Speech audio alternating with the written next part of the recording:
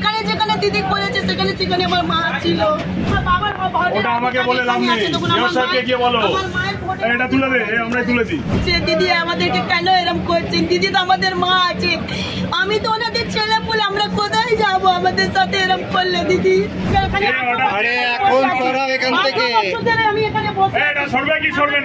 আমার তো জুয়ান ছেলে এমনি মারা গেছে, আমার ডেড হয়ে গেছে, আমার কেউ নাই।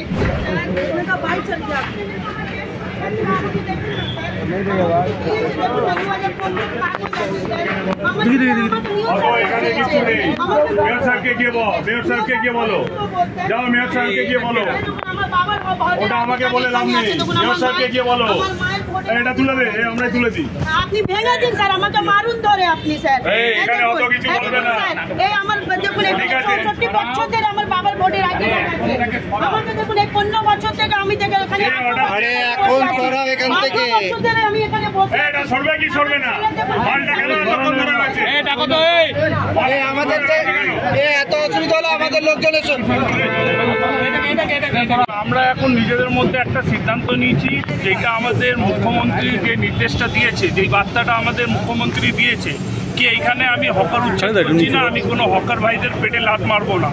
এখন পুলিশ আমাদেরকে এসে বলে যাচ্ছে কি এখন তোমরা এখানে লাগাও না, তোমরা এক লাইনে লাগাও। দিদি বলছে কি ফুটপাতে যেটা 2014 অ্যাক্টে 1/3 হিসাবে আমরা ফুটেও আছি, তো সেটা পুলিশ সেইটাও মানা করছে কি তোমরা ফুটেও থাকবে না 1/3 হিসাবে।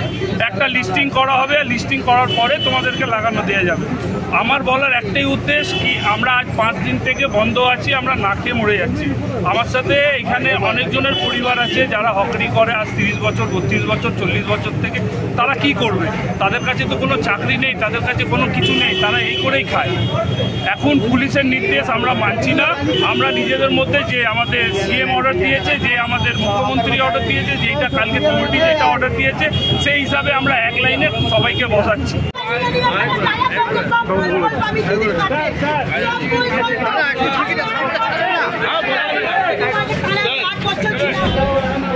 আমাদের মা দিদি কেন তকলিফ দিচ্ছে আমাদেরকে? আমাদের 365 ভোট পড়ে, আমাদের এত বড় ফ্যামিলি আছে, 365 400 ভোট পড়ে। আমি খিদুরপুরের মেয়ে।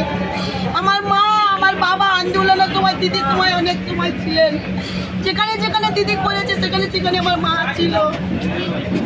আমার বাবা আন্দোলনে দিদির সাথে আন্দোলনে কত সাথ দিয়েছে।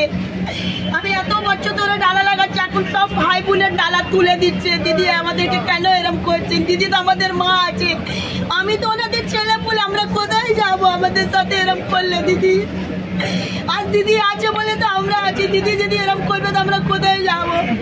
আমার তো জুয়ান ছেলে এমনি মারা গেছে, আমার ডেড হয়ে গেছে, আমার কেউ নাই। আমার কোমরে হাড় ভেঙে গেছে, 12,000 টাকা আমি ওষুধ খাই, আমার কেউ নাই আগে পিছু। আমি 2004 বছর আমি সিভিল পুলিশের চাকরি করেছি।